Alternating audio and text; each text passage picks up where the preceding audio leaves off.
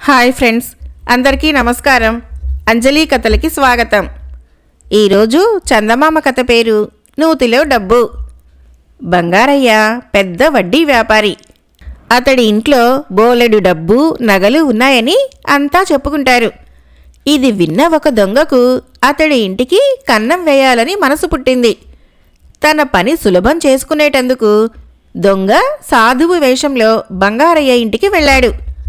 బంగారయ్యకు సాధువులన్నా సన్యాసులన్నా ఎంతో గౌరవము, నమ్మకము. ఆయన దొంగ సాధువుకు గౌరవ సత్కారాలు ఘనంగా చేశాడు. దొంగ తన పెట్టుడు గడ్డాన్ని సవరించుకుంటూ, నీ సత్కారానికి మెచ్చాను. ప్రతిఫలంగా నీకొక ఉపకారం చేయదలిచాను. అతి త్వరలో నీ ఇంట దొంగతనం జరగనున్నది. నీ డబ్బును రక్షించుకోవాలని ఉంటే దాన్ని భద్రంగా ఏ పెట్టెలోనైనా ఉంచి నీ పెరట్లోని పాడుబడ్డ నూతిలో పారవేయి. 1 మాసం ఆగి తిరిగి డబ్బు తెచ్చుకో అన్నాడు.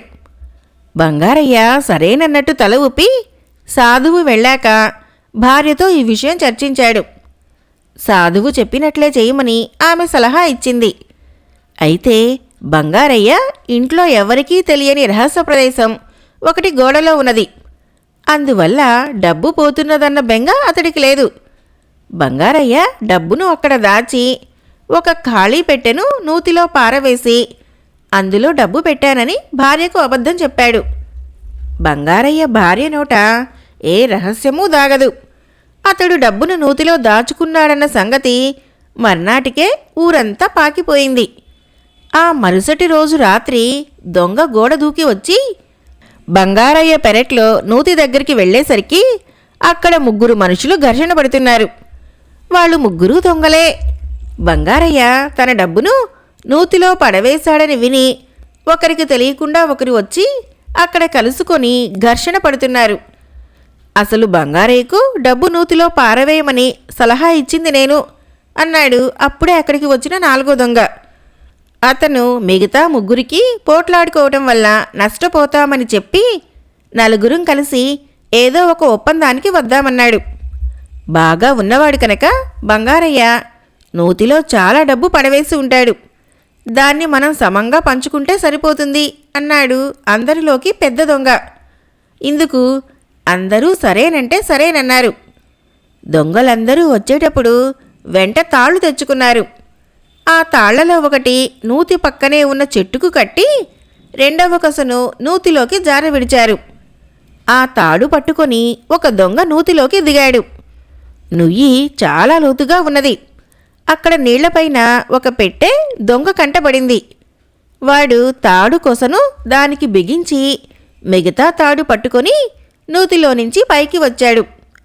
4 దొంగలు తాడు పట్టుకొని పెట్టెను బయటికి లాగారు. పెట్టె మూతకు తాళం వేసి ఉన్నది. వాళ్లలో ఒక దొంగ ఎలాంటి తాళాన్నైనా అవలీలగా తెరవగల నేర్పరి. వాడు క్షణాల మీద తాళాన్ని ఊడదీశాడు. అందరూ కలిసి ఉత్సాహంగా పెట్టె మూత తెరిచారు. ఆ వెంటనే లోపల నుంచి ఒక భూతం నవ్వుతూ బయటికి వచ్చింది. భూతాన్ని చూస్తూనే 4 దొంగలకు గుండెలు అవిసిపోయాయి. భయపడకండర్రా తమ్ముళ్ళు అన్నది భూతం. భయం వేసినా వేయకపోయినా దొంగలకు పారిపోయేటందుకు కాళ్లలో శక్తి లేదు. భూతం చాలా తాపీగా, నిన్న ఈ పాడుబడ్డ నూతిలో పెట్టె ఒకటి పడింది. బాగుంది కదా అని అందులోకి దూరి పడుకున్నాను. అది మంచిదే అయింది. మీ ధర్మమా అని బయటపడ్డాను. మీరు నాకు మంచి ఉపకారం చేశారు. ప్రత్యుపకారం చేస్తాను, కోరుకోండి అన్నది. దొంగలకేసి అది చాలా ఆప్యాయంగా చూస్తుంది.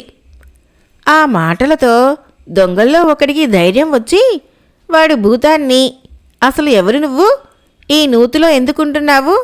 ఇంతకాలంగా ఎందుకు బయటపడలేకపోయావు అని అడిగాడు.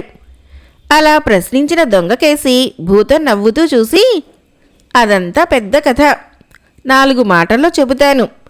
బంగారయ్య తాత రోజుల్లో మేము అతడి పొరుగింటి వాళ్ళం. మా తాత ఈ నూతిలో నిధి దాచాడని పుకారుండేది. ఒక రోజున ఎవరూ చూడకుండా ఈ నూతిలోకి దూకాను. నూతిలో అట్టడుగున నిధి ఒకటి ఉన్నది. ఒక పెట్టె నిండా వజ్రాలు, వైడూర్యాలు ఉన్నాయి. అయితే అవి తీసుకుని బయటికి వచ్చేదెలా? నేను అక్కడే చచ్చిపోయి భూతాన్నైపోయాను. ఎంత ప్రయత్నించినా 10 అడుగుల ఎత్తు కంటే ఎగరలేకపోవడంతో ఎన్నో ఏళ్ల నుంచి ఈ నూతిలోనే ఉండిపోయాను. ఇన్నాళ్లకు మీరు నన్ను బయటికి తీశారు. అందుకే మీకు ప్రత్యుపకారం చేయాలనుకుంటున్నాను. ఇది నా కథ అన్నది. నువ్వు మాకు ఏ విధంగా సహాయపడగలవు అని అడిగాడు ఒక దొంగ. మీకు ఎక్కడి నుంచి ఏం కావాలన్నా తెచ్చి ఇవ్వగలను అన్నది భూతం. అయితే నూతిలో నుంచి డబ్బు తేగలవా అన్నాడు ఒక దొంగ. మీరు నూతిలోకి దిగి నిధి ఉన్న పెట్టెను తాడుకు కట్టండి. ఎంత బరువైనా సరే నేను పైకి లాగగలను అన్నది భూతం. ఆ నిధి మాట నిజమో కాదో తెలుసుకుందామని ఒక దొంగ నూతిలోకి దిగి నీళ్లలో మునిగి వెతికాడు. వాడికి ఒక పెద్ద పెట్టె దొరికింది. దాన్ని నీటిపైకి కొద్దిగా ఎత్తి చూస్తే నిండుగా దగదగలాడుతూ వజ్రాలు వైఢూర్యాలు కనిపించాయి. వాడికి పెట్టెను శాంతం పైకి లాగటం సాధ్యపడలేదు. దొంగ తాడు సహాయంతో బయటికి వచ్చి తాను చూసింది మిగిలిన 3 దొంగలకు చెప్పాడు. భూతం ఎంత బరువైనా పైకి లాగగలనంటున్నది కనుక 4 నూతిలోకి దిగి నిధి ఉన్న పెట్టెను శాంతం బయటికి లాగి తాడుకు కడదామనుకున్నారు వాళ్ళు. 4 దొంగలు నూతిలోకి దిగబోతూ ఉండగా భూతం వాళ్లతో, ఒక్క వజ్రం అమ్మగా వచ్చిన డబ్బుతో మీ 4 హాయిగా బతకవచ్చు. అలాంటప్పుడు ఆ పెట్టెలో ఉన్న నిధి అంతా ఏం చేసుకుంటారు అన్నది. డబ్బు రుచి నీకేం తెలుసు? దాన్ని అలా చూస్తూ యుగాలను క్షణాలుగా గడిపేయవచ్చు అన్నారు దొంగలు. వాళ్ళు 4 నూతిలోకి దిగగానే భూతం తాళ్లను ముక్కలు ముక్కలుగా తెంపి అవతల పారేసి, మీరు దురాశ కొద్దీ నా మాట లక్ష్య పెట్టారు కాదు. నా దారిన నేను పోతున్నాను. మీ అవస్థలేవో మీరు పడండి అంటూ చెరువు గట్టున ఉన్న తాటి తోపుకేసి వెళ్ళిపోయింది. జరిగింది చూసి దొంగలు 4 బెంబేలు పడిపోయారు. నూతిలో అంత పెద్ద నిధి తమకు దొరికినా దాన్ని తీసుకొని పైకి వచ్చే మార్గం వాళ్లకు కనిపించలేదు. మనం భూతం ఇచ్చిన మంచి సలహా వినక చిక్కుల్లో పడ్డాము. ఎవరన్నా వచ్చి మనకు సాయపడితే తప్ప, లేకపోతే ఇక్కడే చచ్చిపోయి మనం కూడా భూతాలం అయిపోతాము అన్నాడు వాళ్ళల్లో అందరికన్నా పెద్ద దొంగ.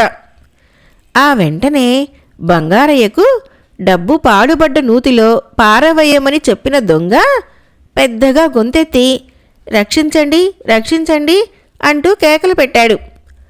ఆ కేకలు విని బంగారయ్యతో పాటు ఇరుగు పొరుగు వాళ్ళు కూడా నూతి దగ్గరికి వచ్చి లోపల ఉన్న దొంగల్ని చూసి, ఒరే, పాడుబడ్డ నూతిలోకి మీరెందుకు దిగారు?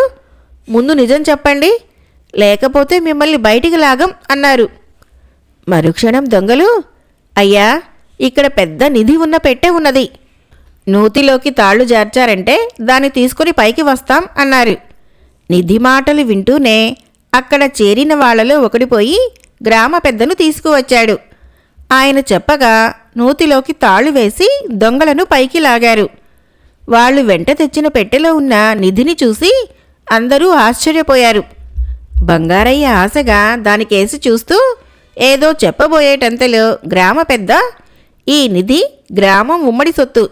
దీన్ని గ్రామం మంచిగా ఉపయోగిస్తాం. దొంగలకి ఎలాంటి శిక్ష వేయాలో తర్వాత ఆలోచిద్దాం. నిధి ఉన్న పెట్టెను వాళ్లను గ్రామ కచేరీ దగ్గరకు తీసుకురండి అని అక్కడి నుంచి బయలుదేరాడు. ఈ విధంగా నూతిలోని డబ్బు గ్రామం యొక్క అభివృద్ధికి ఉపయోగపడింది. కథ అయిపోయింది. ఫ్రెండ్స్, మరొక కథ చెప్పుకుందాం. కథ పేరు విదూషకుడి ప్రశ్నలు.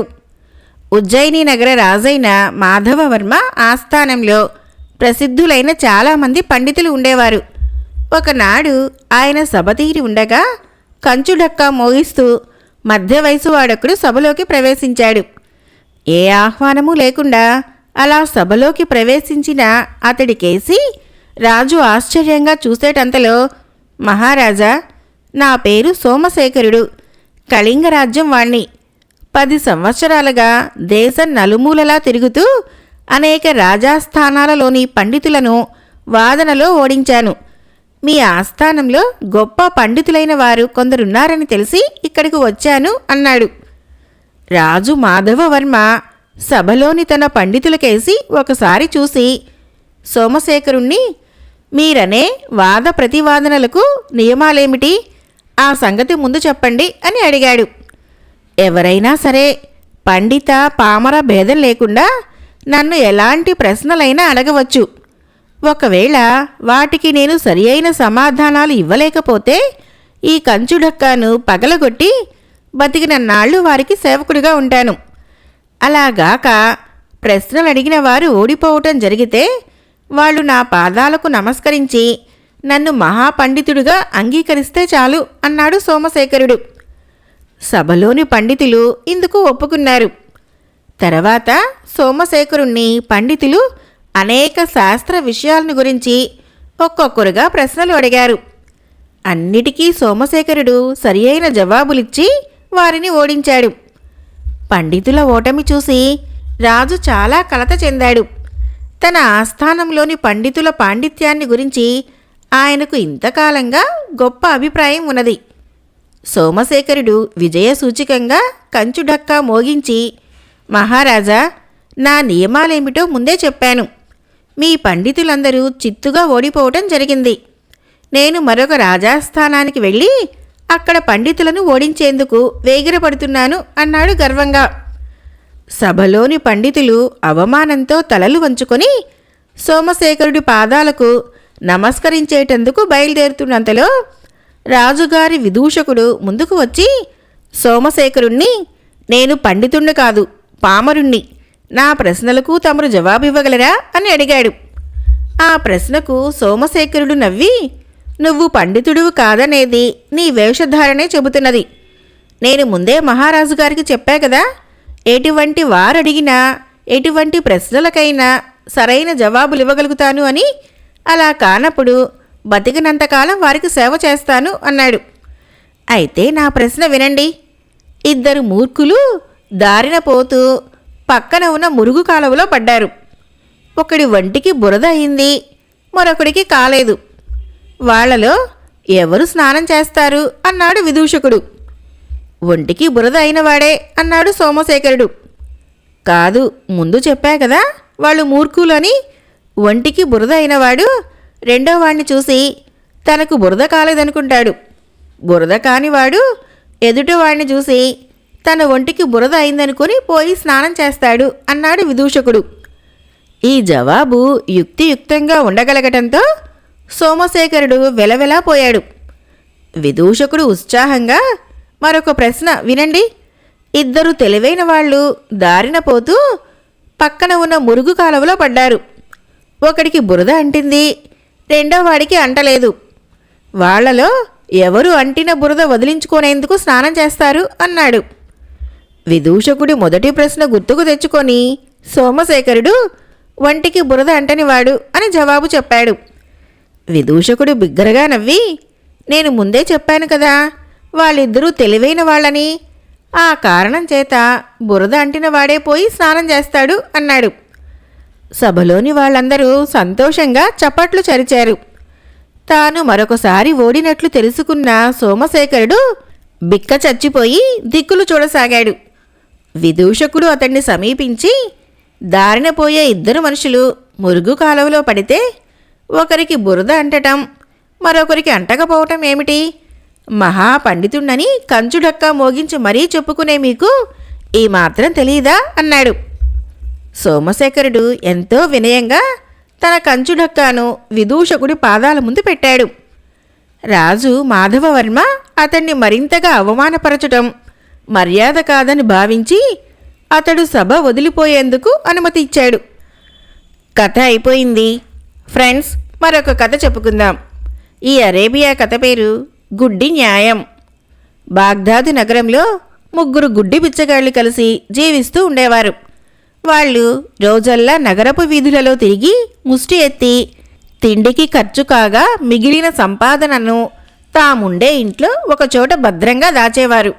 ఈ విధంగా వారు 1200 వెండి దీనారాలు పోగు చేశారు. ఒకనాడు వారిలో ఒకడు ఒక వీధిలోకి ప్రవేశించి ఒక ఇంటి వాకిలి తలుపు తట్టాడు. లోపల నుంచి ఇంటి యజమాని, ఎవరు వారు అని అడిగాడు. కానీ గుడ్డివాడు జవాబు చెప్పక మళ్ళీ తలుపు తట్టాడు. తాను బిచ్చగాడినని చెబితే ఇంటి వాళ్ళు తలుపు తెరవకుండానే ఇప్పుడేం లేదు పో అంటారు. ఈ సంగతి గుడ్డివాడికి తెలుసు. ఇంటి యజమాని ఎవరు వారు అని రెండోసారి కేకపెట్టినా జవాబు రాకపోయేసరికి తలుపు తెరిచి గుడ్డివాణ్ణి చూసి ఎవరు నువ్వు అని అడిగాడు. గుడ్డివాణ్ణి బాబయ్య, కరుణించండి అన్నాడు బిచ్చగాడు. వెంటనే ఇంటి యజమాని బిచ్చగాడికి చెయ్యి అందిస్తూ నా చెయ్యి పట్టుకొని లోపలికి రా అన్నాడు. తన పంట పండింది కదా అనుకొని బిచ్చగాడు ఇంటి యజమాని వెంబడి మేడ మీద 3వ అంతస్తు దాకా ఎక్కి వెళ్ళాడు. ఇక్కడ కూర్చొని నీకేం కావాలో చెప్పు అన్నాడు ఇంటి యజమాని. ఆకలి మండిపోతుంది, ఇంత తిండి పెట్టించినా సరే, ఏమైనా డబ్బులు దయచేసినా సరే అన్నాడు బిచ్చగాడు. అదా సంగతి, ఇక్కడ ఏమీ లేదు, మరో ఇల్లు చూసుకో అన్నాడు ఇంటి యజమాని. ఈ భాగ్యానికి ఇన్ని మెట్లు ఎక్కించాలా బాబు, ఈ సంగతి కిందనే చెబితే పోయేదిగా అన్నాడు బిచ్చగాడు. ఎవరు వారని అడిగితే జవాబు చెప్పలేదుగా అన్నాడు ఇంటి యజమాని కోపంగా. ఇంతకు ఏమిటి సెలవు అన్నాడు బిచ్చగాడు. నీకివ్వటానికి నా దగ్గర చిల్లిగవ్వలేదు, మరి నోరెత్తకుండా పో అన్నాడు ఇంటి యజమాని. అయితే నన్ను మళ్ళీ కిందకు చేర్చండి అన్నాడు బిచ్చగాడు. నాకిదే పనా, నీ దారి నువ్వే చూసుకో అన్నాడు ఇంటివాడు. బిచ్చగాడు నిట్టూర్చి లేచి తడువుకుంటూ మెట్ల వద్దకు వెళ్ళాడు. మెట్లు దిగేటప్పుడు సగం దారిలో కాలు జారింది. బిచ్చగాడు ముక్కుతూ మూలుగుతూ లేచి ఎలాగో వీధిలోకి చేరుకున్నాడు. సరిగ్గా ఆ సమయానికే మిగిలిన 2 గుడ్డి బిచ్చగాళ్ళు ఆ వీధిలోకి వచ్చారు. 3వ వాణ్ణి మూలుగును బట్టి పోల్చుకొని దగ్గరికి వచ్చి ఏం జరిగింది అని అడిగారు. గాయాలు తగిలినవాడు తన మిత్రులతో జరిగిందంతా చెప్పి ఇవాళ్టికి నేను తిరగలేను, మీ దగ్గర 1 దీరాముంటే ఇవ్వండి, దుకాణంలో భోంచేస్తాను అన్నాడు. మాకు దుర్దినమే, ఏమీ దొరకలేదు, ఇంటికి పోదాం అని మిగిలిన 2 గుడ్డివాళ్లు అన్నారు. ఈ బిచ్చగాళ్ల సంభాషణ యావత్తు ఇంటి యజమాని విన్నాడు. వాడొక పచ్చి దొంగ. తన ఇంటికి వచ్చిన గుడ్డివాడి వెనకనే వాడు కూడా వచ్చి వాళ్ళుండే ఇంటికి బయలుదేరాడు. త్వరలోనే 3 బిచ్చగాళ్ళు తమ ఇల్లు చేరుకొని తాళం తెరిచి లోపలికి వెళ్ళి వెంటనే తలుపు వేసుకున్నారు. కానీ ఈ లోపునే దొంగ కూడా లోపలికి చేరాడు.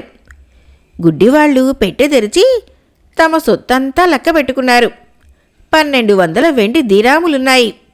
అందులో ఒకటి తీసి ఒక గుడ్డివాడు రొట్టెలు కూరలు కొనుక్కొచ్చాడు. 3 కూర్చొని తిండి తినసాగారు. వారి పక్కనే చేరి దొంగ కూడా తినసాగాడు.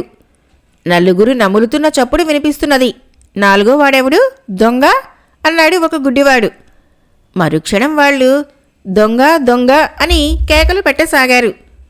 ఈ కేకలు విని 4 వచ్చేసరికి దొంగ తాను కూడా గుడ్డివారిలో ఒకడైనట్టు కళ్ళు మూసుకొని కూర్చొని అయ్యా బాబు, మమ్మల్ని కొత్వాలు గారి దగ్గరికి తీసుకుపోండి, ఆయనకు ఒక రహస్యం విన్నవించాలి అన్నాడు.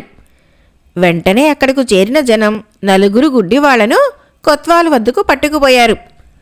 ఎవరు వీళ్ళు, ఎందుకు వచ్చారిక్కడికి అని కొత్వాలు అడిగాడు. బాబు, మేము 3 గుడ్డి బిచ్చగాళ్లము. ఎవడో దొంగ మా ఇంట ప్రవేశించి మేము కష్టపడి సంపాదించిన సొత్తు కాజేయటానికి ప్రయత్నిస్తున్నాడు అన్నాడు గుడ్డివారిలో ఒకడు. ఆ దొంగ ఏడి, నిజం చెప్పండి అన్నాడు కొత్వాలు. కంచీ దెబ్బ తగలందే నిజం చెబుతామా బాబు అన్నాడు కళ్ళు మూసుకొని ఉన్న దొంగ. అయితే నిజం చెప్పేదాకా వీణ్ణి కొరడాతో కొట్టండి అన్నాడు కొత్వాలు భటులతో.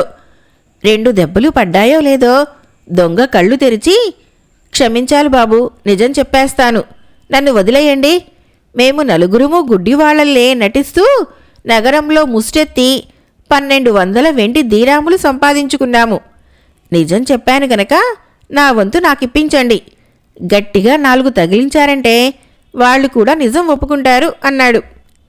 కొత్వాలు వాడి మాటలు నమ్మి వాడికి 300 దీరాములు ఇచ్చి పంపించేశాడు. తర్వాత ఆయన మిగిలిన 3 గుడ్డివాళ్లను ఎంత కొట్టించినా వాళ్ళు కళ్ళు తెరవనే లేదు.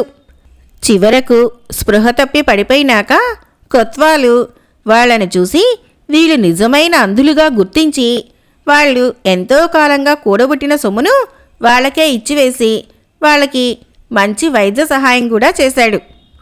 కథ అయిపోయింది. ఫ్రెండ్స్, నా కథలు నచ్చినట్లయితే మన ఛానల్ని తప్పకుండా సబ్స్క్రైబ్ చేయండి, లైక్ చేయండి, షేర్ చేయండి, మంచి కామెంట్ చేయండి. Thank you.